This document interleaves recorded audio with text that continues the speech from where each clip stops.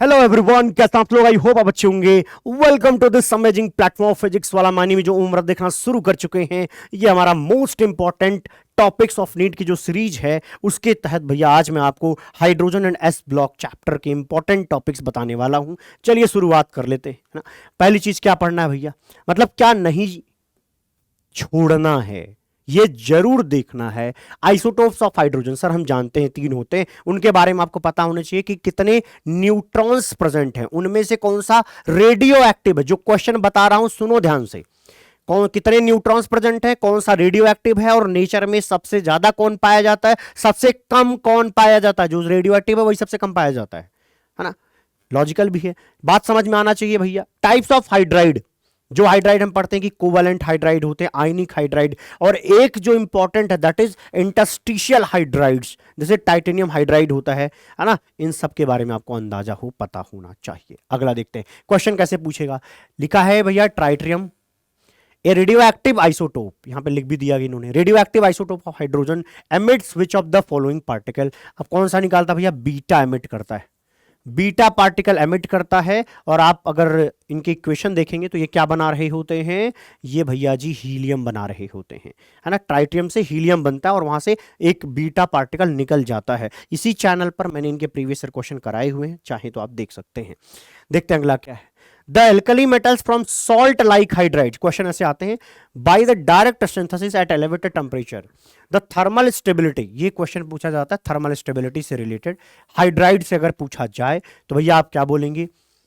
जैसे मान लीजिए LiH है तो लिथियम, फिर क्या है सोडियम, पोटेशियम, रुबिडियम, सीजियम। तो जैसे जैसे ऊपर से नीचे की तरफ जाते हैं थर्मल स्टेबिलिटी कम होती जाती है। ये टेम्परेचर बर्दाश्त कर सकता है बट ये टेम्परेचर बर्दाश्त नहीं कर पाता, इसलिए ये क्या थर्मली स्टेबल है। ये पॉइंट आपकी खोपड़ी में होना चाहिए।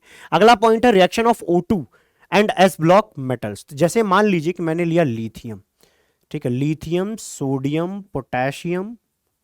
पोटेशियम, रुबिडियम, सीजियम, अक्सर इन्हीं से क्वेश्चंस आते हैं। लिथियम अगर ऑक्सीजन से रिएक्शन करता है तो नॉर्मल ऑक्साइड बनाता है, सोडियम करता है तो सोडियम परऑक्साइड ज्यादा प्रेफर करता है, हाँ थोड़ा सा साथ में थोड़ा सा नॉर्मल ऑक्साइड भी बना देता है ना। ये परऑक्साइड ज्यादा बनाता है, ये गैस मत समझना, ज्यादा बनाता कंसंट्रेशन, है ना। और यही तीन ऐसे हैं जो रिएक्शन करते हैं तो भैया कैसे बना देते हैं, सुपर ऑक्साइड बना देते हैं। सुपर ऑक्साइड, सिर्फ यही तीन मेटल्स ऐसे हैं जो सुपर ऑक्साइड बनाने की ताकत रखते हैं, बाकी किसी में क्षमता नहीं है। यहां की नहीं है, पूरे मेटल्स की बात कर रहा हूं। तो यही तीन लोग क्या बनाते हैं, सुपर ऑक्साइड बनाते हैं। ये पॉइंट बहुत ज्यादा पूछा जाता है, ठीक है। कोई दिक्कत तो नहीं है ना तुम्हें? हाँ, तो ये आना चाहिए। अब इसी तरीके से जैसे मैंने एल्कली मेटल्स बताया, उसी तरीके से आप एल्कलाइन अर्थ मेटल देख लेंगे। एल्कलाइन अर्थ मेटल में ऑक्साइड एंड परऑक्साइड यही दोनों बनते हैं। और परऑक्साइड कौन बनाता है एल्कलाइन अर्थ मेटल्स में, जो नीचे की तरफ के 2-3 मेटल्स हैं सिर्फ वही बनाते हैं। और ऊपर के जो 2-3 मेटल्स हैं जिनके लिए आप कहेंगे कि पीरियड नंबर कम है, वो लोग नॉर्मल ऑक्साइड्स बनाते हैं, जैसे बेरिलियम का ऑक्साइड बन जाता है, मैग्नीशियम का ऑक्साइड बन जाता है, ये बनाते हैं, ठीक है। लेकिन अगर आप नीचे जाएं बेरियम की तरफ, तो बेरियम क्या बनाता है, परऑक्साइड बनाता है ना। ये बात आपको आनी चाहिए। अगली ये चीज भैया एक बार ध्यान से देख लेना, ये इंपॉर्टेंट टॉपिक है आपके लिए।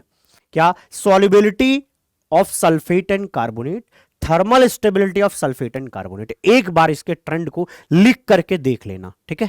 आइए अगला देखते हैं पॉइंट क्या, hardness of water in its method. अब इसके बारे में ये कहूं कि ये नहीं आता वो नहीं आता, गड़बड़ है। इसके अंदर सब कुछ पूछा जा सकता है। टेम्पररी हार्डनेस किसकी वजह से होता है, परमानेंट हार्डनेस को दूर करने के मेथड्स क्या होते हैं, उन पर भैया बेस्ड क्वेश्चन आते हैं और भविष्य में आएंगे भी। H2O2 के मेनली स्ट्रक्चर के बारे में पूछ लेता है, ठीक है। आइए अगला देखते हैं क्या, स्ट्रक्चर ऑफ बेरिलियम क्लोराइड। आपको पता है कि जो बेरिलियम है वो साइज में छोटा है, इसलिए जब वो क्लोरीन से इंटरेक्ट करेगा तो कैसा होता है, कोवलेंट मॉलिक्यूल बनाता है, ठीक है। ये सेम कहानी लिथियम के लिए भी होता है, सेम चीज लिथियम के लिए भी है। लिथियम भी साइज में छोटे होने की वजह से ज्यादातर वो क्या कर रहा होता है, मेरे भाई बोलो बोलो बोलो सर, वो तो क्या बनाता है, कोवलेंट मॉलिक्यूल्स बनाता है, ज्यादातर कोवलेंट मॉलिक्यूल बनाता है। एक चीज और भी होती है, वाटर ऑफ हाइड्रेशन, अभी थोड़ी देर में इसकी चर्चा करूंगा मैं। लेकिन ये नीचे वाला पॉइंट ये देखो, इसका आपको पता होना चाहिए कि कब ये कब ये जो है देखो, जैसे सॉलिड स्टेट में पाया जाता है पूरी एक पूरी पॉलीमर की चेन बन जाती है। वेपर फेज में पाया जाता है तो डाइमर के फॉर्म में रहता है, वेपर फेज में डाइमर के फॉर्म में रहता है। लेकिन और टेम्परेचर कर दोगे तो फिर अलग अलग मॉलिक्यूल्स में, डिस्क्रीट मॉलिक्यूल मतलब अलग अलग पाया जाएगा मॉलिक्यूल्स के फॉर्म में। ठीक है, एक सवाल ये बड़ा पूछा जा रहा है कि HCl was passed through a solution of this, इनमें से कौन सा ऐसा है जो क्रिस्टलाइन, एक्चुअली NaCl बनाने का ये मेथड है, NaCl को अलग करने का ये मेथड होता है। ठीक है जी, ये जैसे आप आज से मान लीजिए कि जो समुद्र में पानी है उसके अंदर ये सारे प्रेजेंट होते हैं, तो उससे हम HCl पास करते हैं, पहले उसको बढ़िया से आप समझो बॉयल करेंगे तो थोड़ी कंसंट्रेशन आ जाएगी, फिर हम HCl पास करते हैं तो उसमें से NaCl निकल निकल के बाहर आता है और ये जो है डिसॉल्व रहते हैं। ठीक है, ये क्वेश्चन बहुत पूछा जा रहा है तो हो सकता है आ भी जाए। जिप्सम की बात करें तो जिप्सम का फॉर्मूला आपको आना चाहिए, जिप्सम का आपको फॉर्मूला आना चाहिए। ठीक है, जिप्सम क्या होता है और जिप्सम किस काम में आता है, सीमेंट में क्या करता है वो, सेटिंग टाइम को स्लो कर लेता है ताकि धीरे धीरे वो सेट हो आपका सीमेंट, तो अच्छा बन जाएगा आपका सीमेंट, मतलब उसका काम तभी निकल पाएगा। मोस्ट इंपॉर्टेंट भैया आप हो, एक बात जान लो, आप बनने जा रहे हो डॉक्टर, आपको ये बायोलॉजिकल यूजेस पता होने चाहिए। सोडियम पोटेशियम पंप के बारे में वो ज्यादातर पूछेंगे क्वेश्चन आपसे। ठीक है, एक बार ये भी देख लीजिए, है ना, ATP utilise ATP in phosphate transfer, phosphate transfer. ठीक है, एक बार ये देख लेना। अगली क्या है, अगली चीज है भैया, metal ion activate many enzymes participate in the oxidation of glucose to produce ATP and with sodium is responsible for the transmission of nerve signals. कौन होता है, पोटेशियम होता है, सोडियम पोटेशियम। ठीक है, और सोडियम पोटेशियम पंप के बारे में थोड़ा सा जान लेना आपने, जो एनसीईआरटी में लिखा गया उससे, ये मोस्ट इंपॉर्टेंट, इससे जरूर क्वेश्चन आपके पेपर में आएंगे।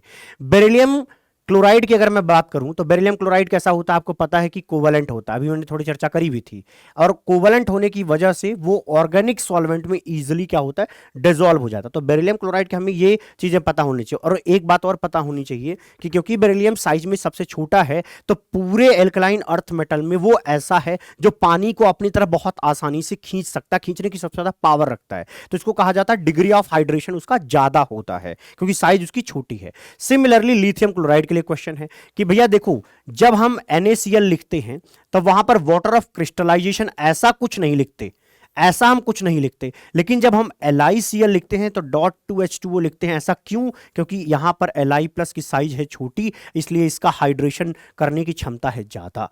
ठीक है, तो ये बात आपको पता होनी चाहिए। अच्छा, आयनिक मोबिलिटी क्या है, एक बार इस पे देख लेते हैं।